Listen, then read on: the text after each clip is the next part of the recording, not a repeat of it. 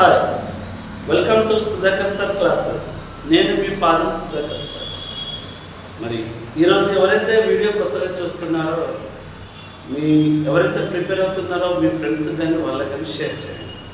మరి ముందుగా ఈరోజు ఇంపార్టెంట్ చూసినట్లయితే జూలై 29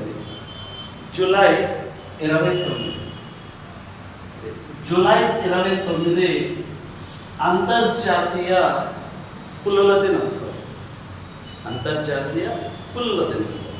ఇంటర్నేషనల్ టైగర్స్ డే.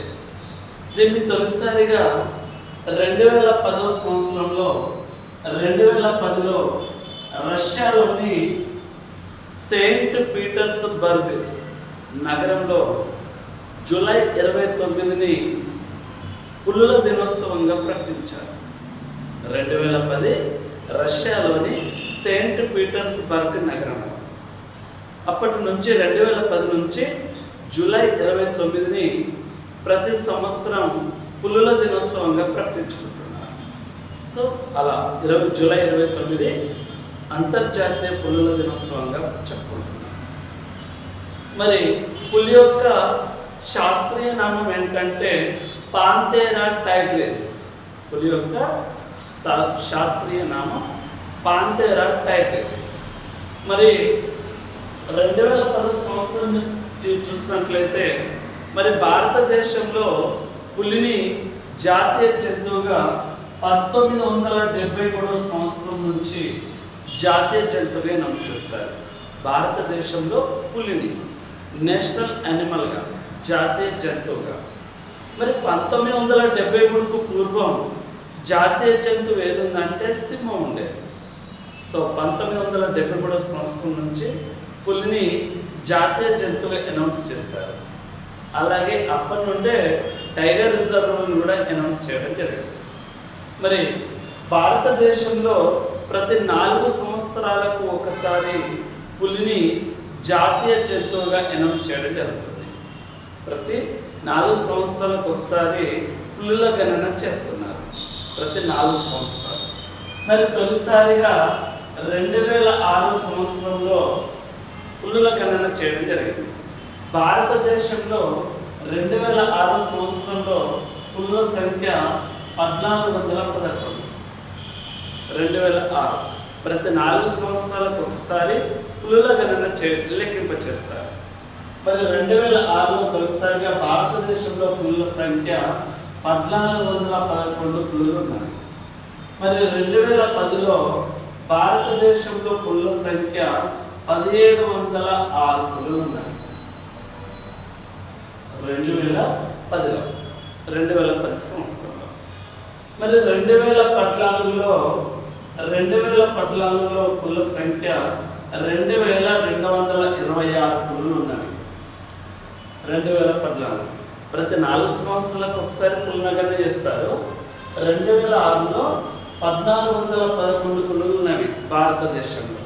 2010లో 1706 పులులు ఉన్నవి. 2014లో 2226 పులులు ఉన్నవి. 2014 తర్వాత 2018లో భారతదేశంలో పులుల సంఖ్య 2967 పులులు ఉన్నవి. 2018 సంవత్సరంలో. ఆ తర్వాత 2022లో 3167 పులులు అనౌన్స్ చేసినప్పటికీ ఫైనల్గా 3682 పులులు ఉన్నవి భారతదేశంలో. 2022-23 సంవత్సరం. మరి ప్రపంచంలో 5500 పులులు ఉన్నాయని అంచనా. ప్రపంచంలో పులుల సంఖ్య 5500 ఉన్నాయని అంచనా.